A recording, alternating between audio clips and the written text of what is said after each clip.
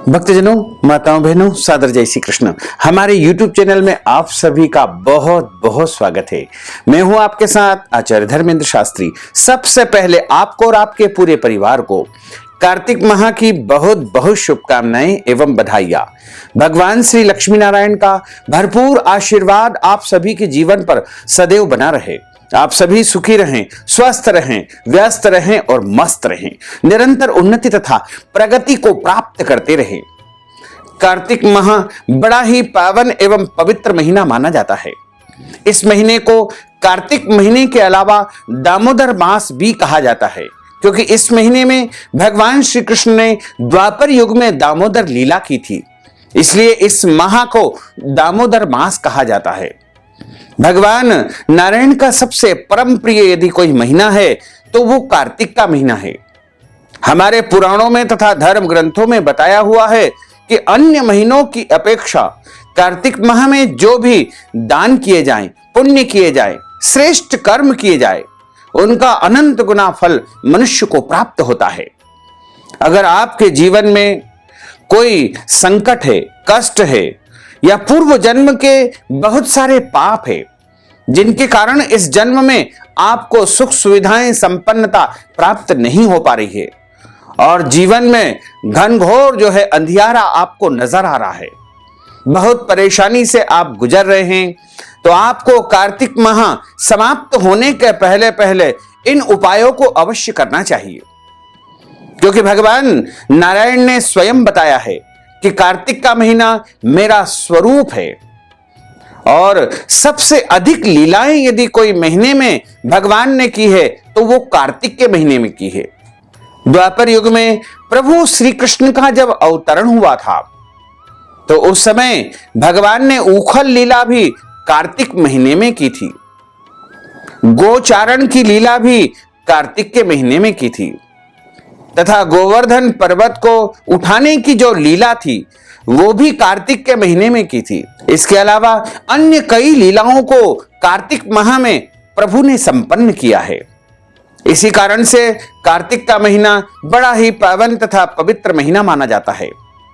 और इस दामोदर मास में अगर आप पूरे महीने शुभ कार्य करते हैं, पुण्य कार्य करते हैं, दान करते हैं तो आपको अनंत गुना फल की प्राप्ति होगी। लेकिन किसी कारणवश पूरे महीने अगर आप शुभ कार्य नहीं कर पाते हैं, दीपदान नहीं कर पाते हैं, तो आपके अंतिम के 5 दिन होते हैं, यानी कार्तिक महीने की एकादशी से लेकर के जो पूर्णिमा तक का समय होता है, देव प्रबोधिनी एकादशी से लेकर के कार्तिक पूर्णिमा तक के जो 5 दिन होते हैं वो सबसे ज्यादा पुण्यकारी माने गए हैं।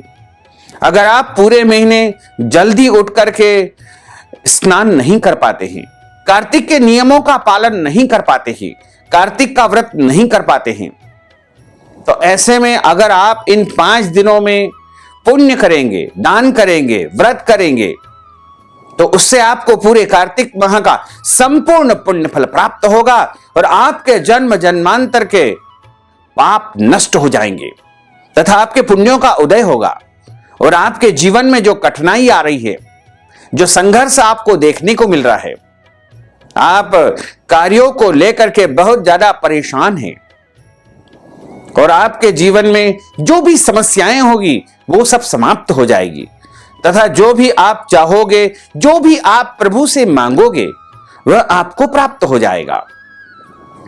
देव उठनी एकादशी यानी देव प्रबोधिनी एकादशी 4 नवंबर 2022 से लेकर के 8 नवंबर 2022 कार्तिक पूर्णिमा तक आपको कुछ महत्वपूर्ण नियमों का पालन करना चाहिए।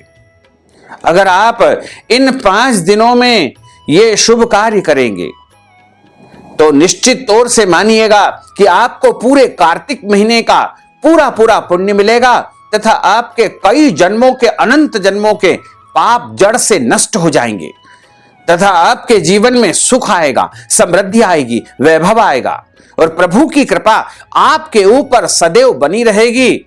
इसमें किसी भी प्रकार का कोई संशय नहीं है। कार्तिक शुक्ल एकादशी से पूर्णिमा तक आपको सुबह जल्दी उठना है, ब्रह्म मुहूर्त में स्नान करना है। ब्रह्म मुहूर्त का अर्थ होता है कि सुबह 4 बजे से लेकर के सुबह 5:30 बजे तक का जो समय होता है उसे ब्रह्म मुहूर्त कहा जाता है। इस दौरान सबसे पहले आपको स्नान करना चाहिए। यदि संभव हो तो किसी पवित्र नदी में, तीर्थ में, गंगा जी में, यमुना जी में, नर्मदा जी में, गोदावरी जी में या अन्य कोई भी पवित्र नदी में जाकर के, तीर्थ में जाकर के स्नान करें। और तीर्थ में नहीं जा सकते हैं तो अपने घर में ही आप नहाने के पानी में तीर्थ जल डाल लीजिएगा, पवित्र नदी का जल आप डाल लीजिएगा और उस जल में थोड़े से काले तिल भी आपको डाल लेना है। और उस जल से आपको ब्रह्म मुहूर्त में सबसे पहले 5 दिनों तक निरंतर स्नान करना है।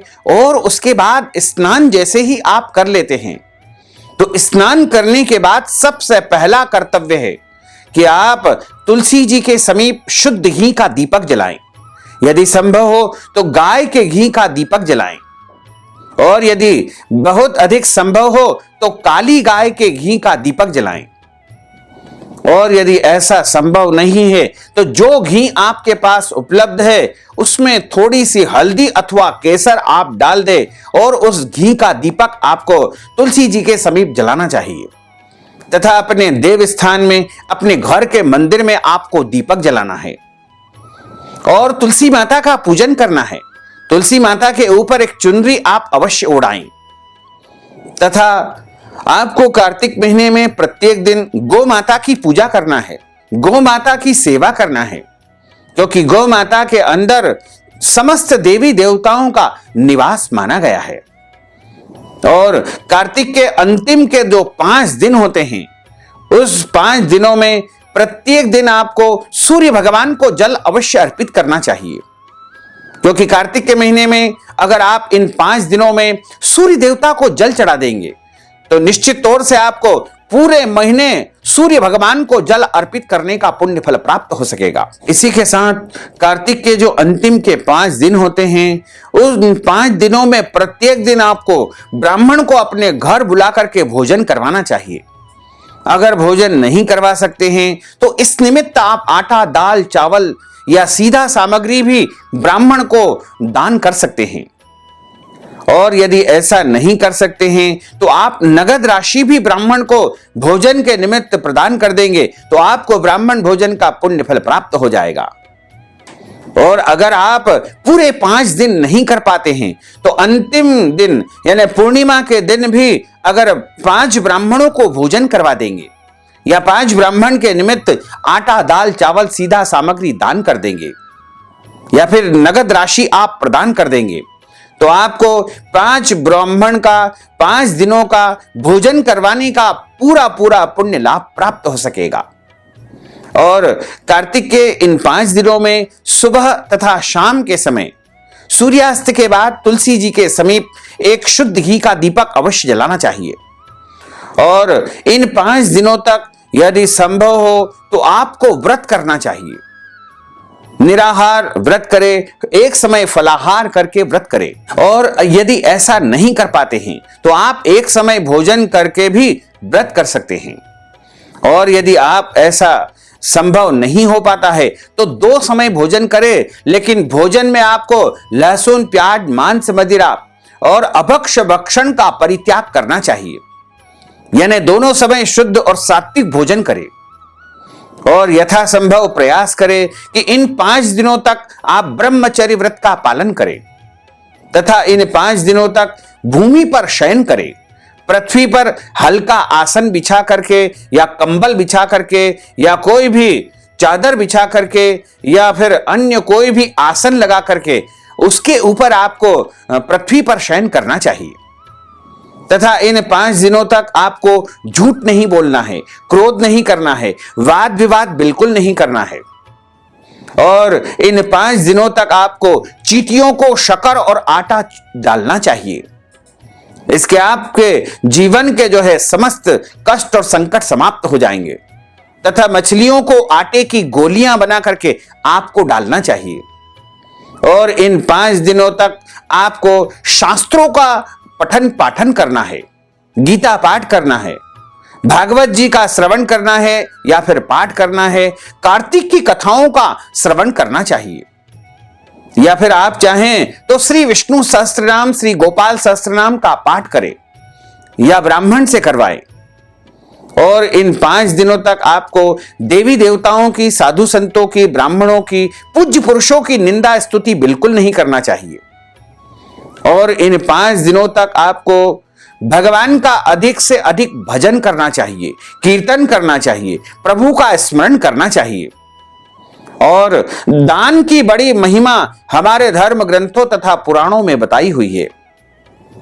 गोस्वामी तुलसीदास जी ने भी कहा है कि तन पवित्र सेवा किए, धन पवित्र कर दान, मन पवित्र हरि भजन सो होत त्रिविध कल्याण।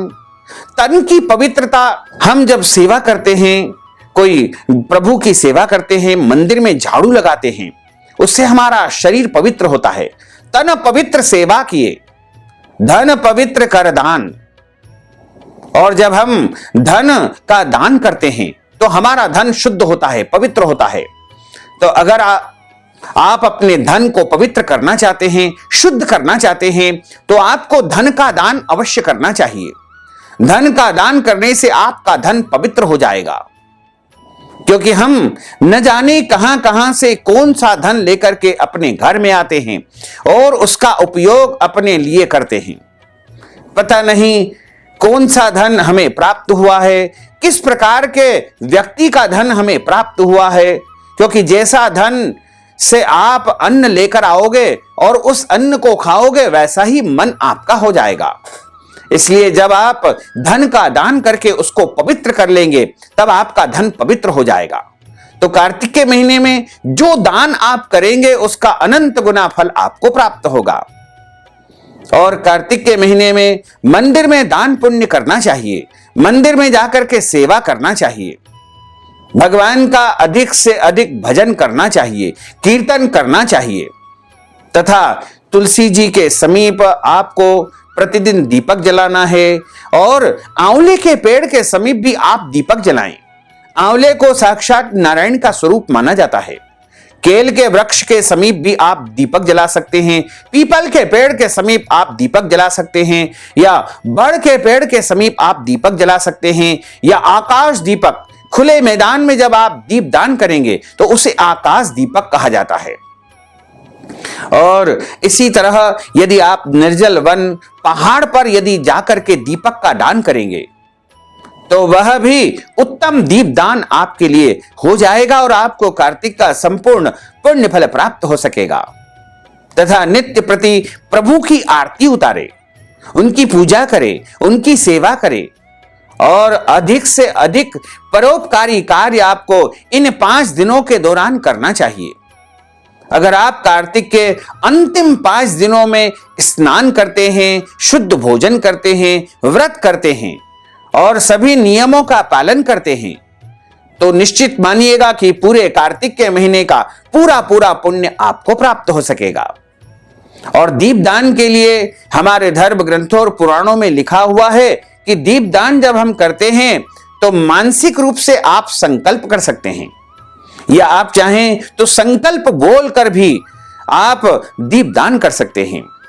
दीपदान करने के लिए सबसे पहले हाथ में जल रखना चाहिए, हाथ में तुलसी जी का पत्ता रखें, कुछ पैसे रखें, पुष्प रखें, अक्षत यानी चावल रखें। यदि अक्षत या चावल उपलब्ध नहीं है तो उसके स्थान पर जव अथवा तिल भी आप रख सकते हैं। एक सुपारी रखें, पीला पुष्प रखें और हाथ की मुद्रा को इस प्रकार आपको रख करके दीपदान का संकल्प धारण करना है।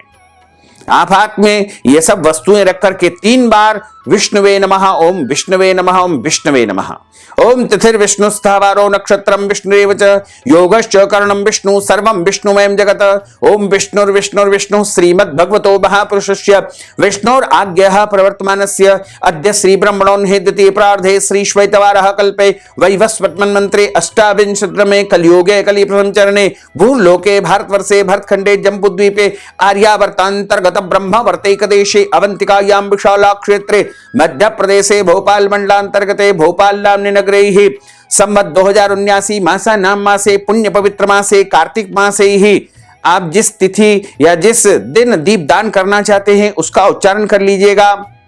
कार्तिक मासे शुभे शुक्ल पक्षे ही अद्यायः, अपना नाम और गोत्र उच्चारित करिएगा।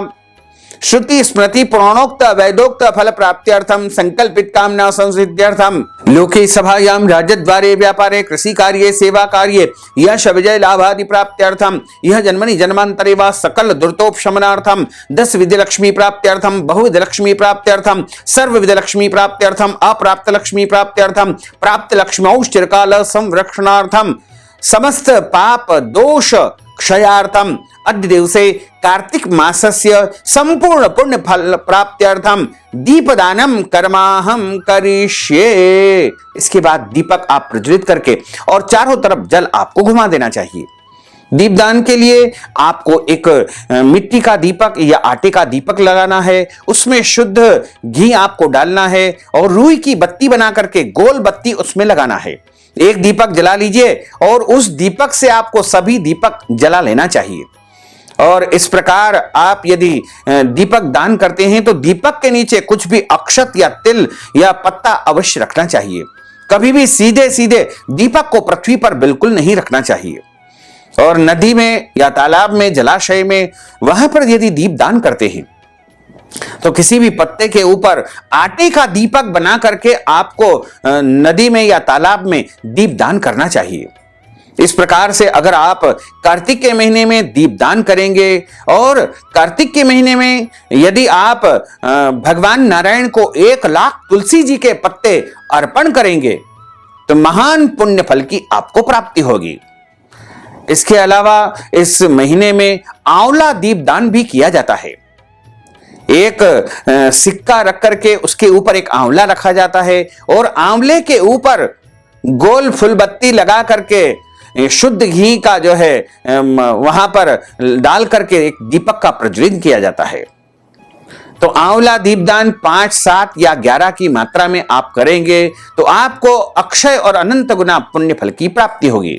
तो भक्तजनों, माताओं, बहनों, अगर आप कार्तिक माह के निमित्त कोई भी दान करना चाहते हैं, पुण्य करना चाहते हैं, वस्त्रदान, अन्नदान, गौदान, गौ सेवा या कोई भी पुण्य लाभ आप कार्तिक माह के निमित्त करना चाहते हैं या कार्तिक माह कथा की दक्षिणा हमें प्रदान करना चाहते हैं तो आप हमारे पेटीएम के माध्यम से, गूगल पे के माध्यम से, फोन पे के माध्यम से या अकाउंट नंबर के माध्यम से नगद राशि पहुंचा करके कार्तिक माह का संपूर्ण पुण्य लाभ प्राप्त कर सकते हैं।